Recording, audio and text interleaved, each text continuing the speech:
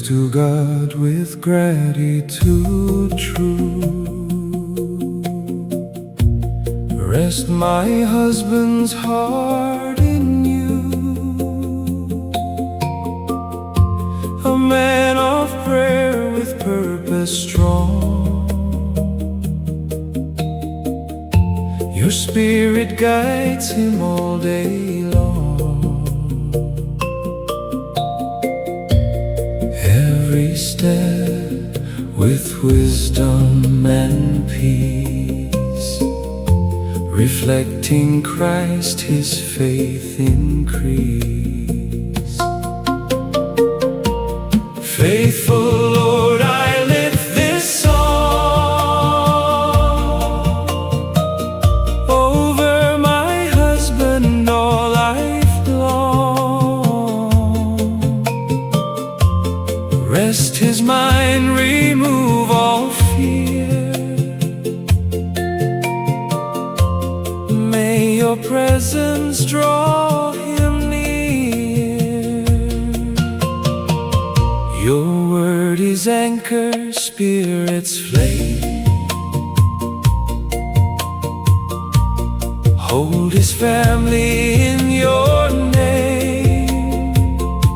United in love, through grace we stand, strong in Christ, hand in hand.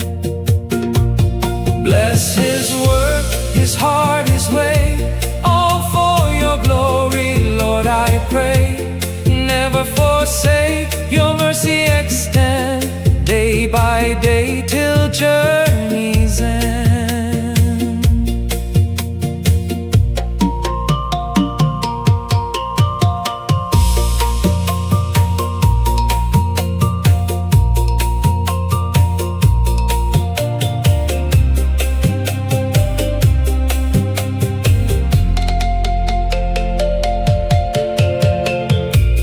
Guide him, Lord, with patient grace. Refuge sure in every place. A partner true through your design. Teach me to love with heart aligned. In his spirit, let Jesus reign.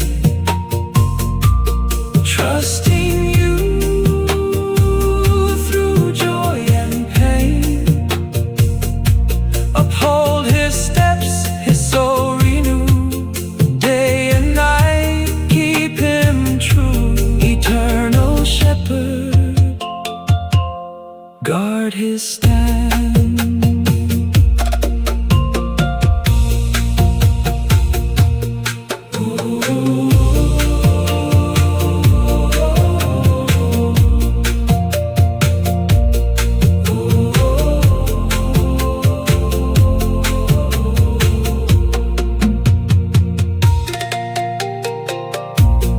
Faithful Lord,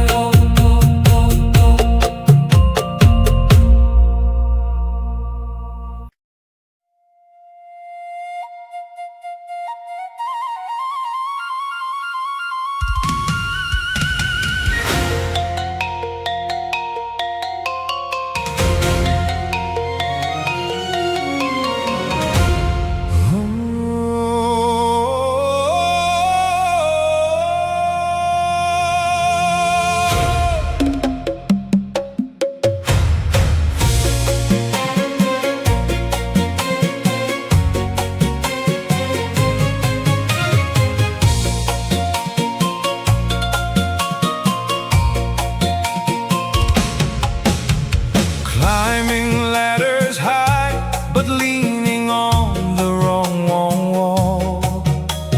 Chasing wealth and fame, yet feeling empty after all. True achievement comes when we live with God's design. Seek his kingdom first, and eternal treasures will find. Let this mind be in you, the mindset of Christ. Choose the better part, let his word be your life. Align your heart heaven set priorities true. Significance begins when God's kingdom shapes you. Beyond success, we rise to give a life of love, the way to live. Adding value, serving each day. Faith and purpose guide our way. Legacy flows when Christ we embrace. Significance shines through His grace.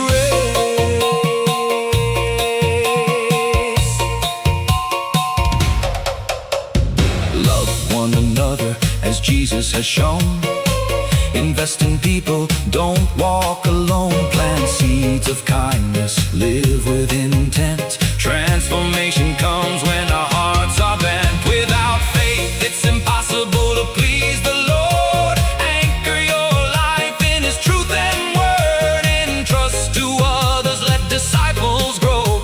Significance lasts when His love we show. Success ends with you,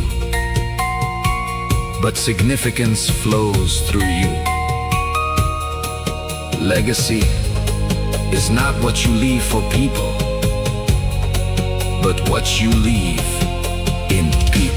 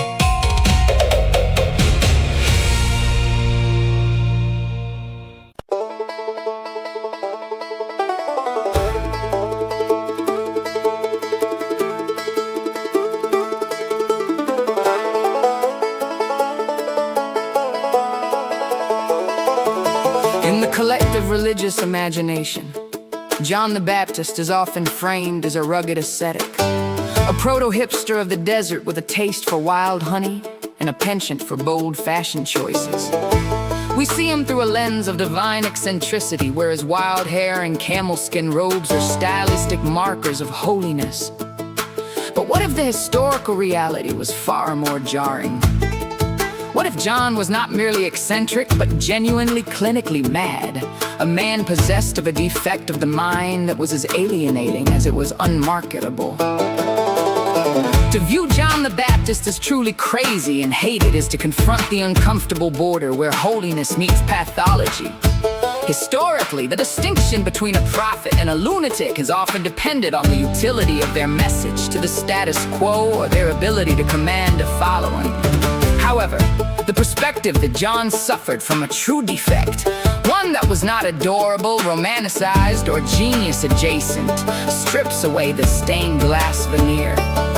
It forces us to reckon with the raw, abrasive nature of a human being who was denied by his society, not because he was too holy, but because he was fundamentally wrong in the eyes of his peers.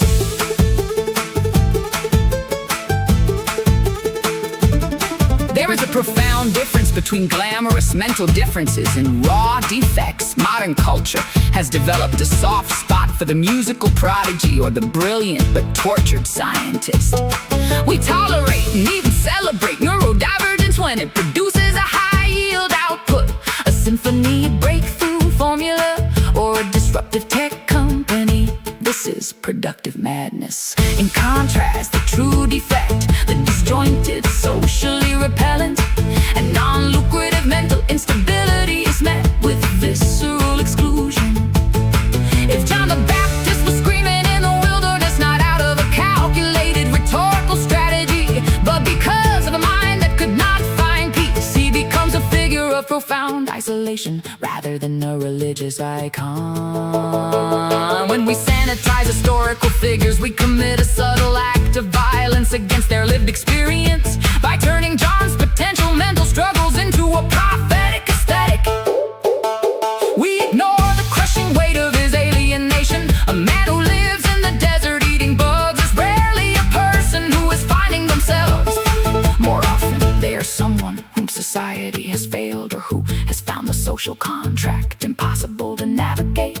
When we ignore the possibility of his madness, we lose the most radical aspect of his story, that the most marginalized, defective members of society can be the conduits for the most transformative truths. If the voice crying in the wilderness belonged to a man whom everyone genuinely hated for his instability, the message itself becomes a testament to the power of the unacceptable outlier.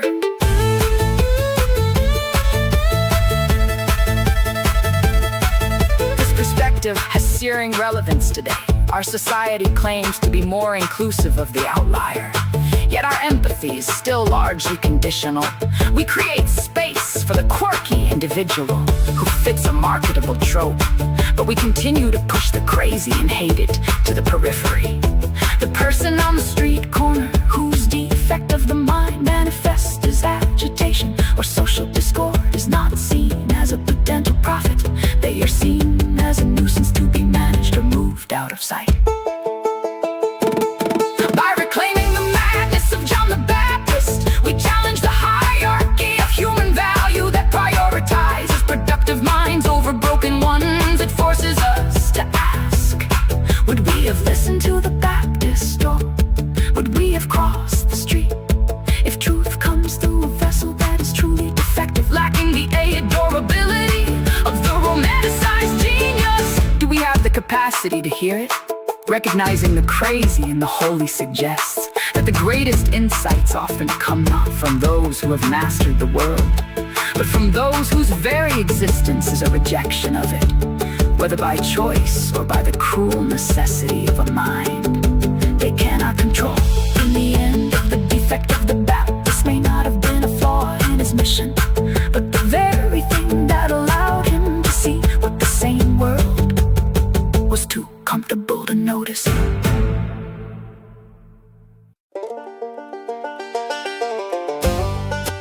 Sometimes nothing.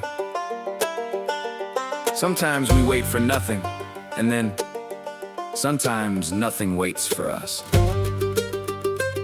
The architecture of absence, an exploration of sometimes nothing.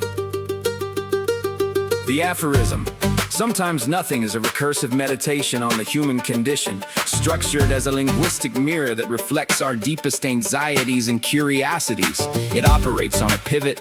First, it addresses the internal state of human anticipation, and then it shifts to the external reality of the universe by inverting the relationship between the subject and the object, the void.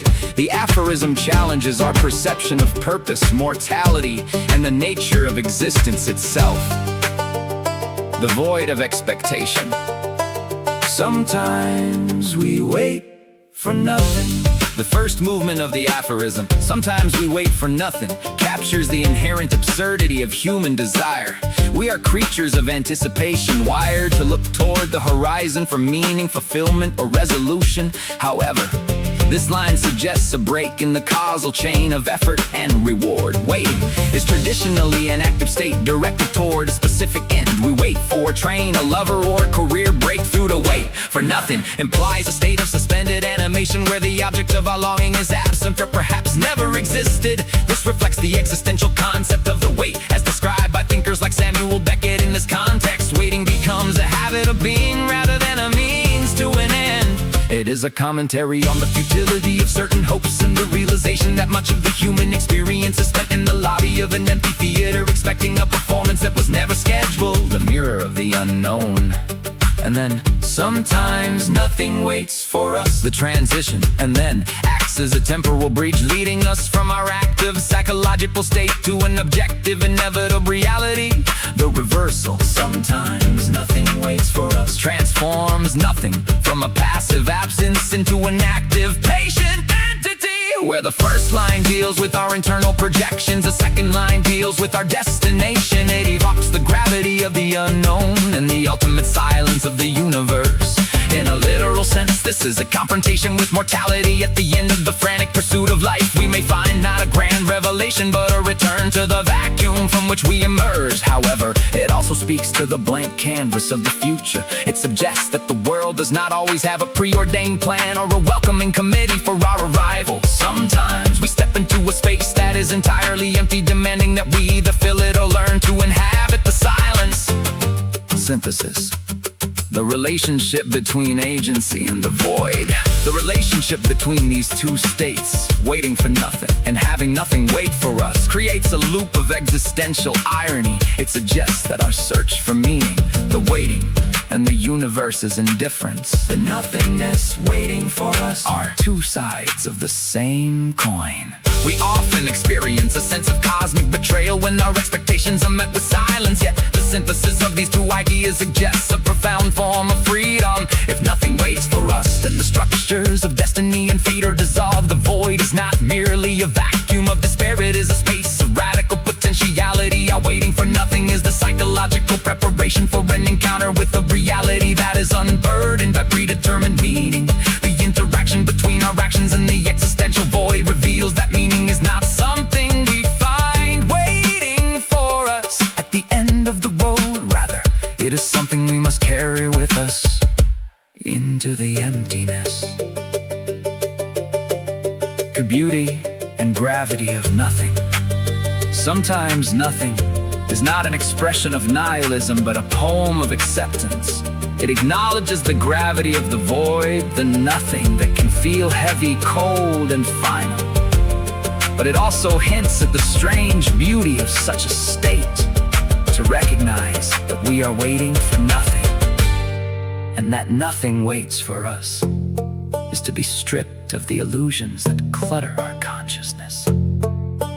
In this clarity we find a different kind of presence. When we stop demanding that the universe provide us with the destination, we become truly present in the journey. The aphorism serves as a reminder that nothing is the background upon which the something of our lives is drawn. By embracing the void, we find the courage to exist without the need for an ultimate witness or a guaranteed reward.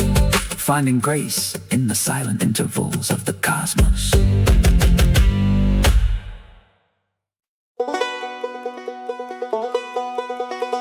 The hand of the Lord was upon me, and carried me out in the spirit of the Lord, and set me down in the midst of the valley which was full of bones, and caused me to pass by them round about. And behold, there were very many in the open valley, and lo, they were very dry. And he said unto me, Son of man, can these bones live? And I answered, O Lord God, thou knowest. Again, he said unto me, Prophesy upon these bones, and say unto them, O ye dry bones, hear the word of the Lord. Thus saith the Lord God unto these bones, Behold, I will cause breath to enter into you, and ye shall live. And I will lay sinews upon you, and will bring up flesh upon you, and cover you with skin, and put breath in you, and ye shall live. And ye shall know that I am the Lord. So I prophesied as I was commanded, and as I prophesied there was a noise, and behold a shaking, and the bones came together, bone to his bone. And when I beheld, lo, the sinews and the flesh came up upon them, and the skin covered them above, but there was no breath in them. Then said he unto me, Prophesy into the wind, prophesy, son of man, and say to the wind, Thus saith the Lord God, Come from the four winds, O breath, and breathe upon these slain, that they may live. So I prophesied as he commanded me, and the breath came into them, and they lived and stood up upon their feet, an exceeding great army. Then he said unto me, Son of man, these bones are the whole house of Israel. Behold, they say, Our bones are dried, and our hope is lost. we are cut off for our parts. Therefore prophesy, and say unto them, thus saith the Lord God, behold, all my people, I will open your graves, and cause you to come up out of your graves, and bring you into the land of Israel. And ye shall know that I am the Lord, when I have opened your graves, O my people, and brought you up out of your graves, and shall put my spirit in you, and ye shall live, and I shall place you in your own land. And shall you know that I, the Lord, have spoken it, and performed it, saith the Lord. The word of the Lord came again unto me, saying, moreover, thou son of man, take thee one stick, and write upon it for Judah, and for the children of Israel his companions. Then take another stick, and write upon it for Joseph, the stick of Ephraim, and for all the house of Israel his companions, and join them one to another into one stick, and they shall become one in thine hand. And when the children of thy people shall speak unto thee, saying, wilt thou not shew us what thou meanest by these? Say unto them, thus saith the Lord God, behold, I will take the stick of Joseph, which is in the hand of Ephraim, and the tribes of Israel his fellows, and will put them with him, even with the stick of Judah, and make them one stick, and they shall be one in mine hand. And the sticks whereon thou writest shall be in thine hand before their eyes. And say unto them, thus saith the Lord God, behold, I will take the children of Israel from among the heathen whither they be gone, and will gather them on every side, and bring them into their own land. And I will make them one nation in the land upon the mountains of Israel, and one king shall be king to them all. And they shall be no more two nations, neither shall they be divided into two kingdoms any more at all. Neither shall they defile themselves any more with the idols, nor with their detestable things, nor with any of their transgressions. But I will save them out of all their dwelling places wherein they have sinned, and will cleanse them. So shall they be my people, and I will be their God. And David my servant shall be king over them, and they all shall have one shepherd. They shall also walk in my judgments, and observe my statutes, and do them. And they shall dwell in the land that I have given unto Jacob my servant, wherein your fathers have dwelt, and they shall dwell therein, even they and their children and their children's children forever. And my servant David shall be their prince forever. Moreover, I will make a covenant of peace with them. It shall be an everlasting covenant with them. And I will place them and multiply them, and will set my sanctuary in the midst of them forevermore. My tabernacle also shall be with them. Yeah, I will be their God, and they shall be my people. And the heathen shall know that I, the Lord, do sanctify Israel, when my sanctuary shall be in the midst of them forevermore.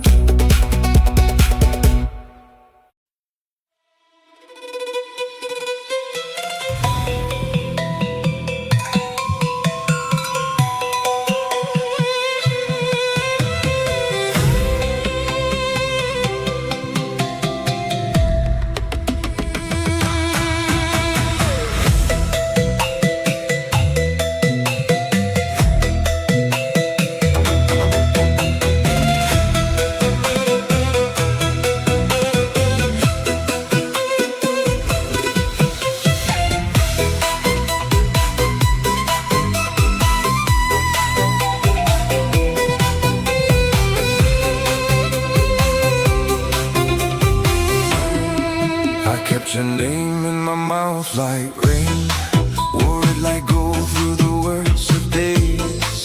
Back when I was a storm in a cheap coat, you were the hand that taught me to stay. I broke your trust with a boyish flame, ran my own heart through a rusted blade. Now I bring you tea when the dark rolls in, kiss your forehead like I can still make amends. And if my bones feel hollow now, I hide it deep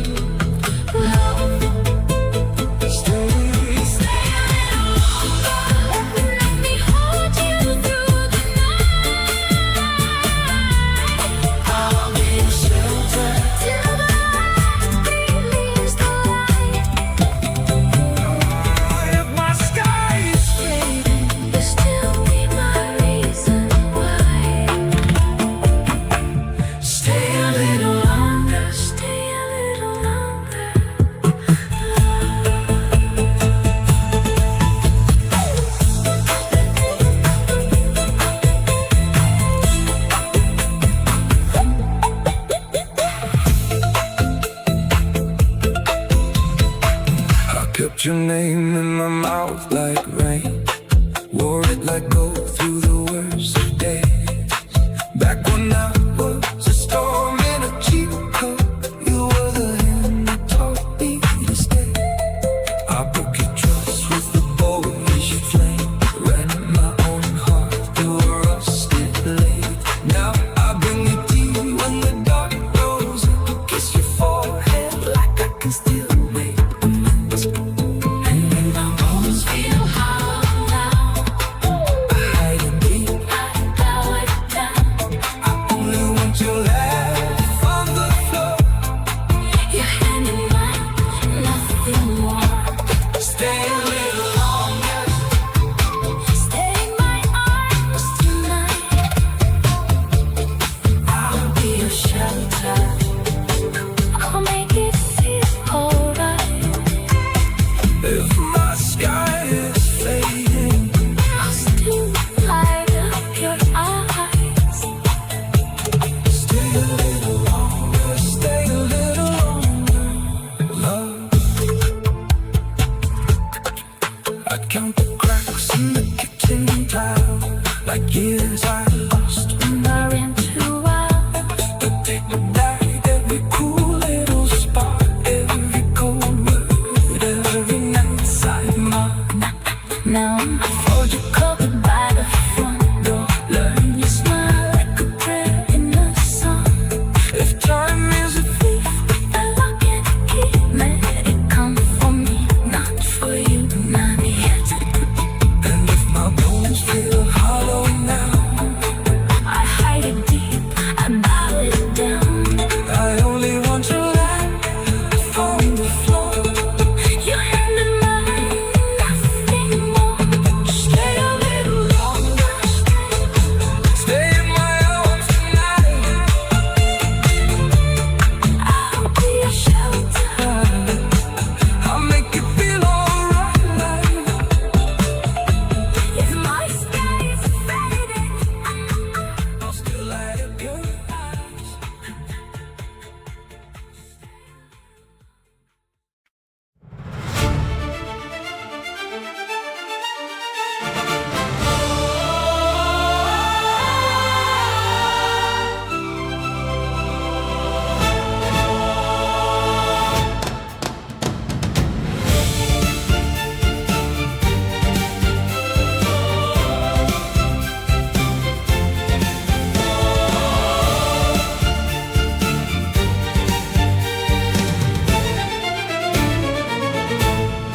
Together we rise, one fellowship strong. Hope ignites vision, a radiant song. Every culture thrives in light we give. Purpose and courage show how we live. Our calling is more than tasks we keep. We shape the future, foundations deep.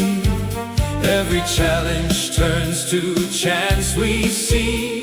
Rays of belief guide our destiny. Oh, the power of positive leadership. Faith and grit guide our fellowship.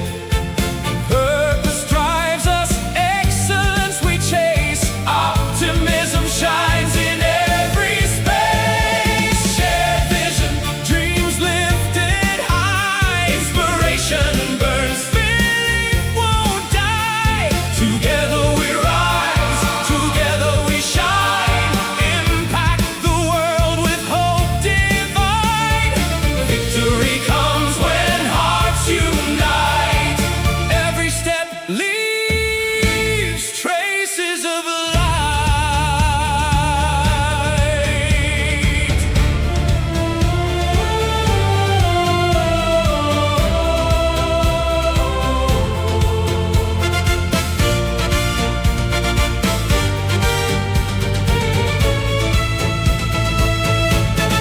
Leaders of hope, of change, of grace. Every challenge an invitation we face. Aspire higher, inspire deep. Dreams of tomorrow and trust we keep. Every team united, strong and true.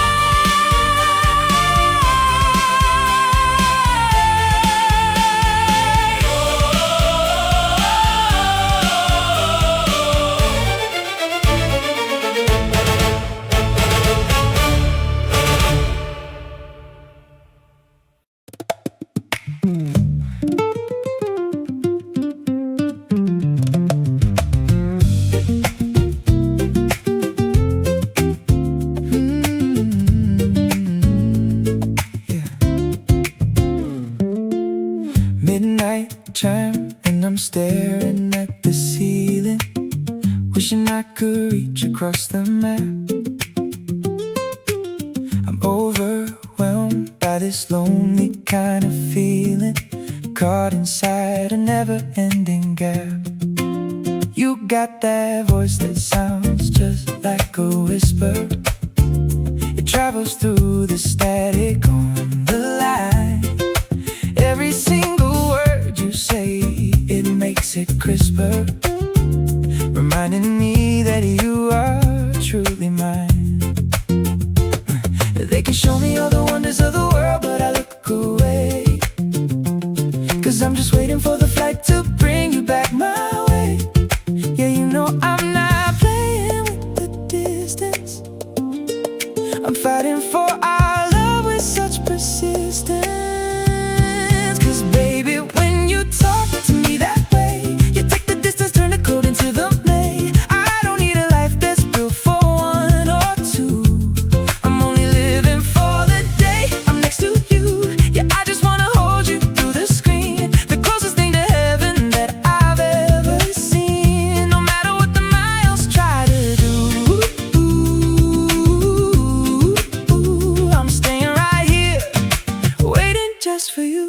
Right here, waiting just for you. Different time, yeah, you're sleeping while I'm waking. You leave a message for me when the sun comes out. You're the only risk that's ever worth the taking, chasing all my ghosts and every doubt. I used to feel the quiet in the spaces, but now I'm anchored in the way you care. I'm seeing you in all these crowded places. A phantom of your love is everywhere. They can show me all the wonders of the world, but I look away, 'cause I'm just waiting for the flight to bring you back my way. Yeah, you know I'm not playing with the distance. I'm fighting for our love with such persistence. 'Cause baby, when you talk to me that way, you take the distance, turn the cold into the May. I don't need a life that's built for one or two. I'm only living for the day I'm next to you.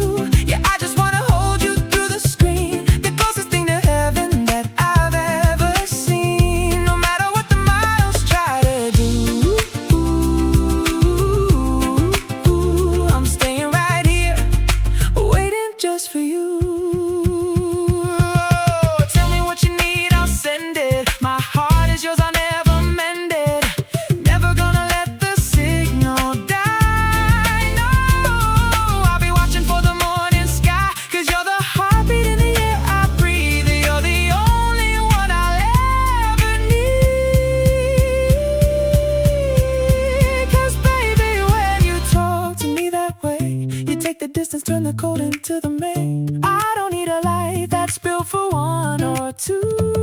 I'm only living for the day I'm next to you. Yeah, yeah, I just wanna hold you through the screen, the closest thing to heaven that I've ever seen. No matter what the miles try to do, I'm staying right here, waiting just for you. Right here, waiting just for you, baby, baby. Yeah, you're right here, waiting for you. Ain't going nowhere. It's just me and you, right here, waiting for you.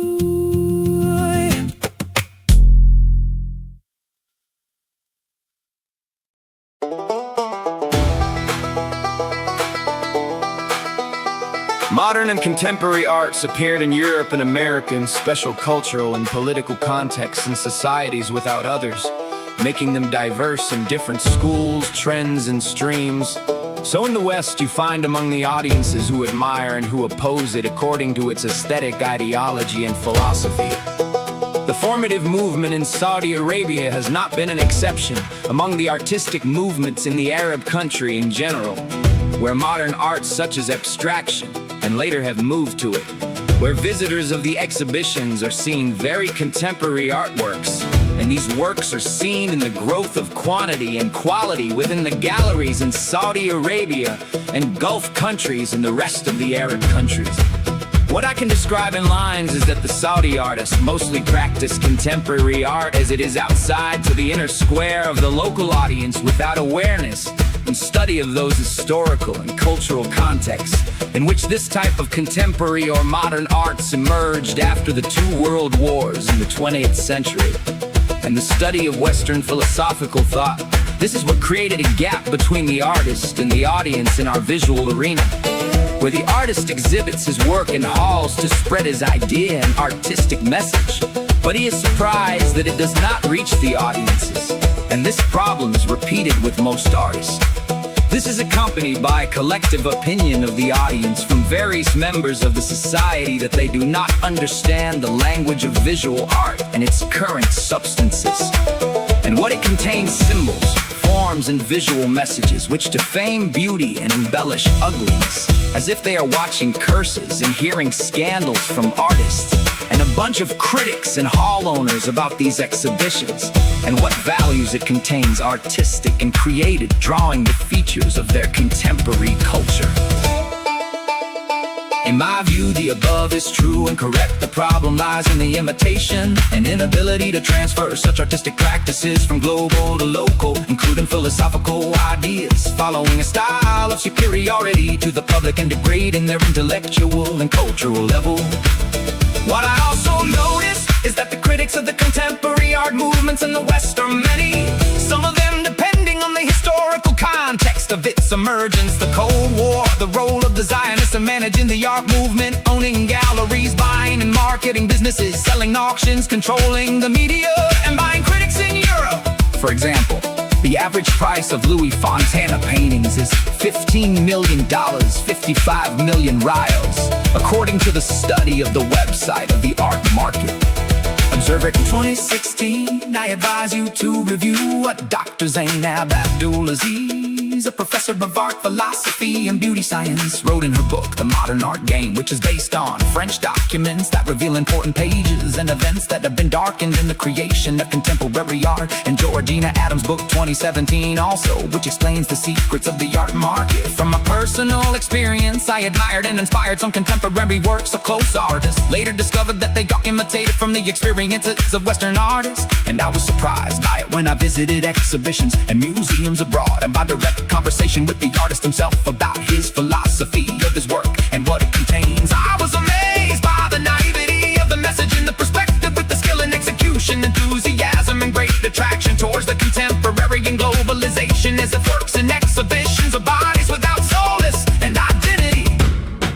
Katama, I recommend my fellow artists on the necessity of thinking, contemplating, observing, and developing culture about the philosophy of art and the global cultural movement, to know the historical roots of contemporary arts and analyze its reality, to know its rewards, changes, and steward its future, to make use of their artistic skill and visual creativity to build an artistic experience that the audiences can witness, to have contributed to the formation of their consciousness and the development of the taste and aesthetic sense, creating a positive trend towards art and artists.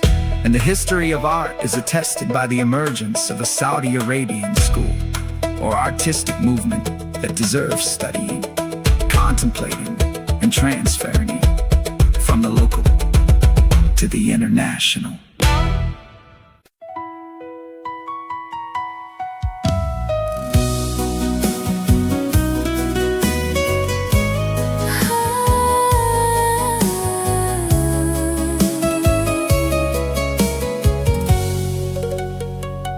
In the porch side dawn, you open slow, pale blush petals like a secret glow. Your throat is cream with a pink soft kiss, a trumpet bloom I could hold like this. So light, so kind, you lean and stay, like ribboned rain on a summer day.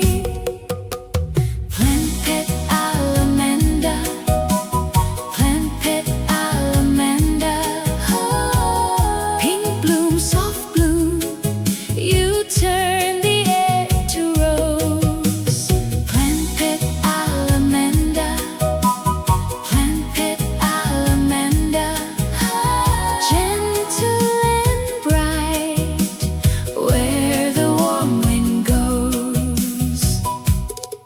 Pink almond blanchetti on the trellis turns. Every little flower with a hush that burns. Not loud, not proud, just a graceful face. Blush in the edges, cream at the base. Come close, come near, don't let me pass. That tender pink lasts and lasts. Plant pet alamanda, plant pet alamanda. Oh, pink bloom, soft bloom, you turn the air to rose. Plant pet alamanda, plant pet alamanda. Gentle and bright, where the warm wind goes. When the garden leans into evening gold, You keep that glow quiet, soft and old. I hear your color before I see. A classic heart on a living tree. Plant pet alamanda, plant pet alamanda. Pink bloom, soft bloom, you turn the air to rose. Plant pet alamanda, plant pet alamanda. Gentle and bright, where the warm wind goes.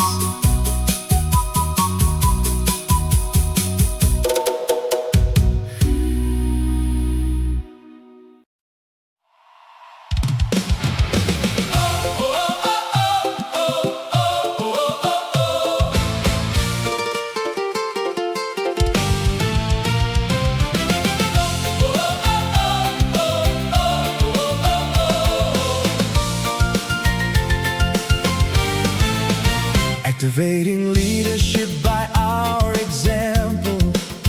Integrity demonstrating in every way. Empower and model, guiding the future. Show respect, embrace diversity each day. Enjoying participation with joy and laughter. Creating dynamism, energy to stay. Summer and youth, united in vision. Empowering voices, striving for harmony. Modeling peace, sustainably living. Aiming fulfillment, unleash potential free.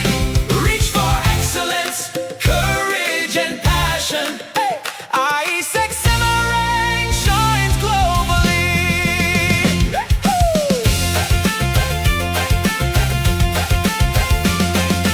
Nurturing awareness, synergy together. Global youth rising, bright future goals. Striving for excellence, demonstrating integrity.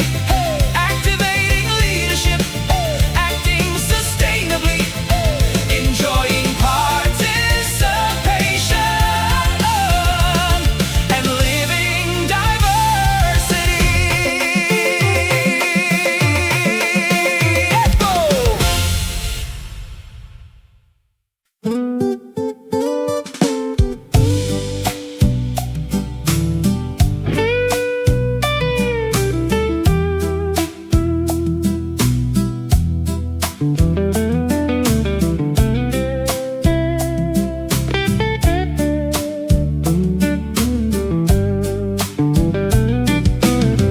I loved you like I never loved you before. But you changed the day you walked out that door. You went and got help while I was in despair. I didn't believe our love was going anywhere.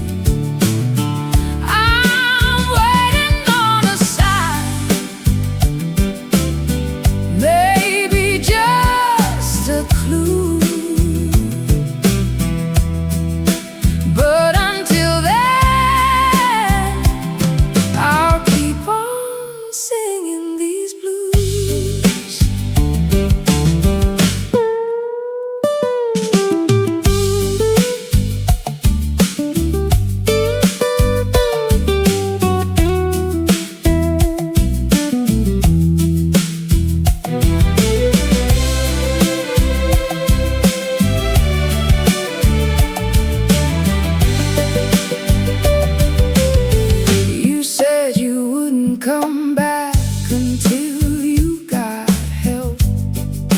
Left me here wondering all by myself. Now I'm singing these blues, trying to find my way. But I still don't know if you'll come back someday. Oh, I'm singing these blues since you've gone away. You found your path, but I'm lost in yesterday. I'm waiting on a sign, maybe just a clue. But until then, I'll keep on singing these blues.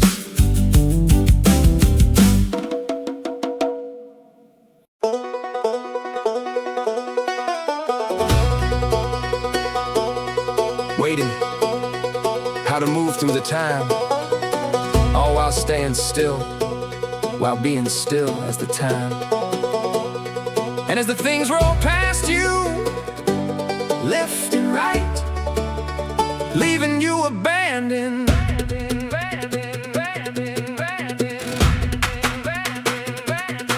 Hard time. The heart of doing time is doing time without becoming undone.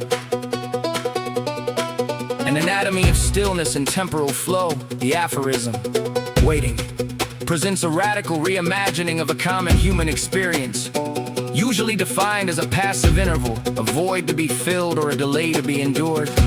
Waiting is here recast as an active existential discipline. The text suggests that waiting is not the absence of action, but a specific mode of moving through time that requires a profound reconciliation between the self and the temporal medium.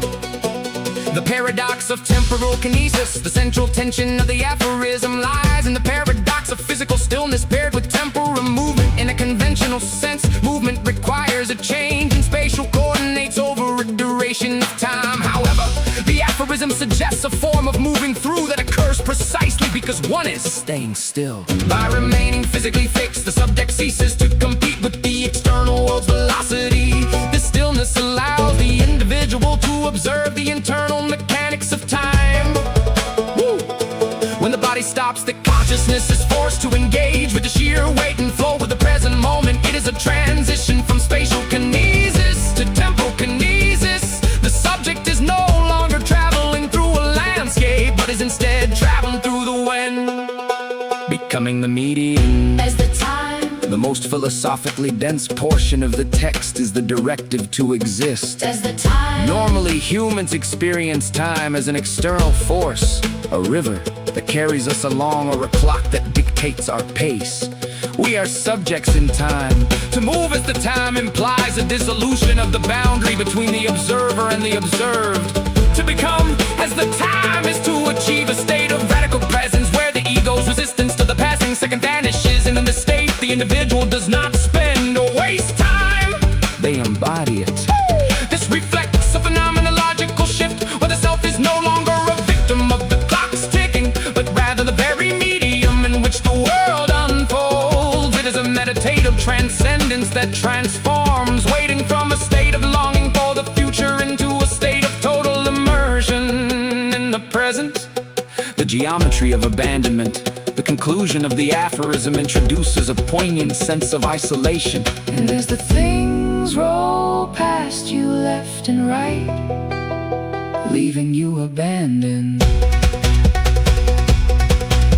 This imagery suggests a world defined by horizontal movement, the frantic lateral rush of things. By choosing to remain still, the individual falls out of the collective rhythm of the world. The left and right movement suggests a peripheral blur, where the world is moving too fast to notice the stationary observer. This abandonment is the price of temporal stillness. To be still while the world rushes is to become a ghost in the machine. However, there is a hidden strength in this abandonment. While the world is caught in the momentum of its own rolling, the one who waits gains a perspective of the whole. They are abandoned by the world's noise, but in that silence, they witness. Stillness as resistance in the modern age. In a contemporary context, this aphorism serves as a critique of the cult of speed. Modernity equates movement with progress and stillness with stagnation. We are conditioned to fear waiting as a dead zone of unproductivity. Reframing waiting as an intentional act of moving through time challenges this narrative. It suggests that there is a profound depth to be found in the pauses. The ability to stay still and feel the world roll past without being Swept up in its frantic current is a form of psychological resilience to be abandoned by the modern paces. Perhaps the only way to truly find oneself. Ultimately, the aphorism waiting teaches that stillness is not a vacuum, it is a dense, active state of being where the individual, by ceasing to chase the world, finally learns how to inhabit time itself.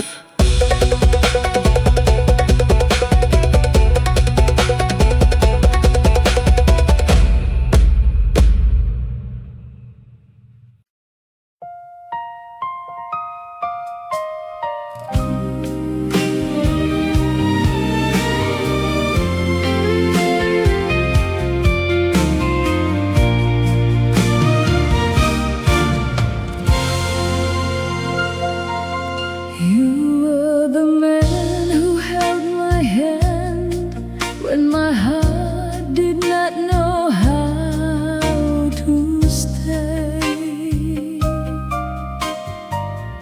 You stood beside my restless soul and loved me through the years anyway.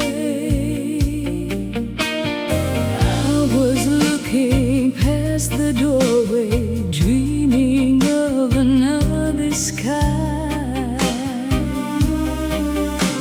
but you kept standing close to me with patience in your eyes. I did not see the gift back then, I did not understand that God had placed His mercy there inside your faithful hands. You are not a small love, you are not a mistake. You were the steady blessing my heart was slow to take. No diamond had to shine for me, no golden ring had to prove. The greatest promise I received was always found in you. You were the man who held my hand when I was hard to please, and now I see the love of God was standing next to me.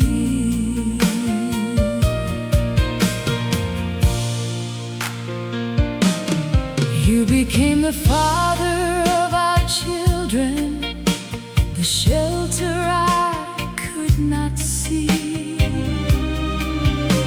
While I was chasing distant roads, you were building home for me.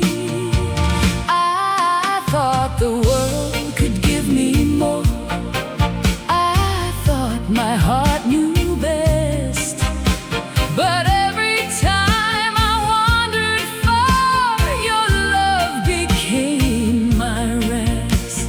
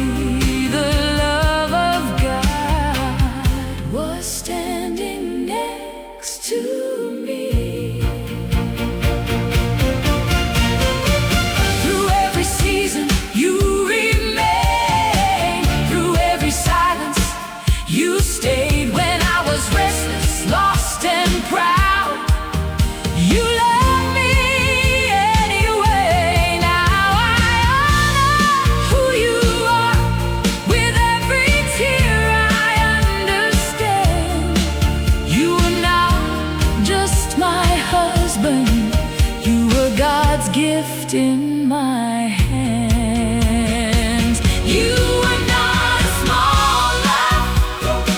You are not a mistake. You are the steady blessing my heart was slow to take. The world could never give to me what heaven already knew. The greatest promise of my life was given through you.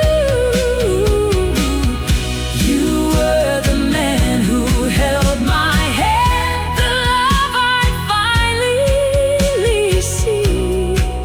And now I thank the Lord above for giving you to me.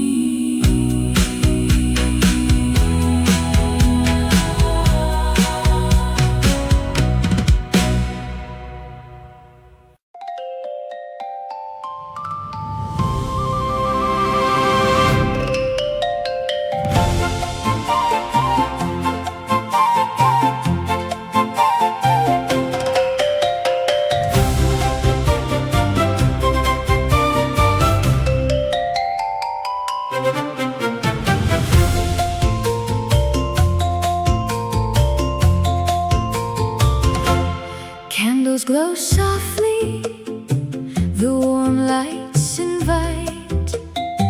Ornate table set perfectly, what a beautiful sight. Laughter fills the air, a welcome so sincere. Linger here a moment, let your heart draw near. Open arms of kindness, every waiter smiles so bright.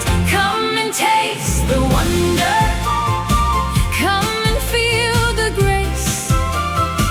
Every flavor tells a story in this cherished place. Calocalia calls you, joy in every bite. Where the food is heaven and the price feels right. Culinary magic, Dutch bitter, Ballon divine, Alfredo fettuccine, every dish a golden sign. Lasagna layered deep with smoky sausage art. Iga bakar fried rice warming up your heart. Affordable for all, true luxury from the start.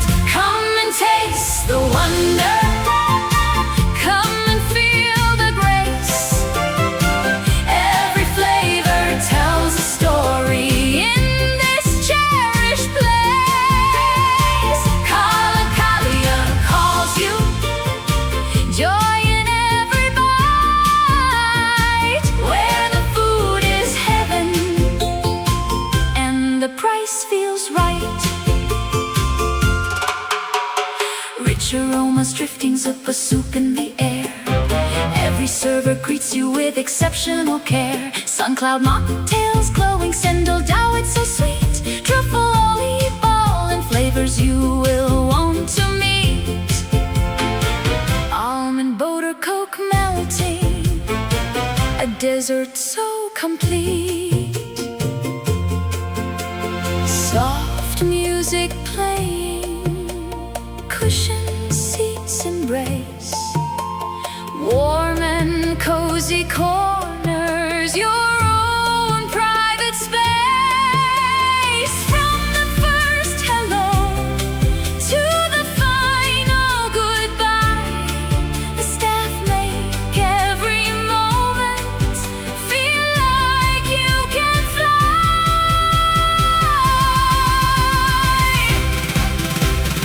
Unforgettable moments shared with those you love. Rum and raisin gelato, sweetness from a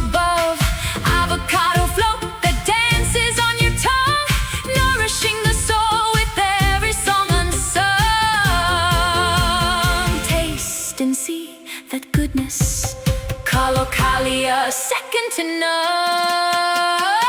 Come and taste the wonder. Come and feel the grace. Every flavor tells a story in this cherished place. Carlocalia calls you.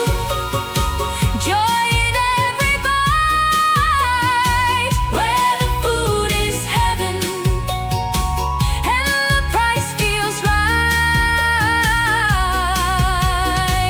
Where the food is heaven and the price feels right.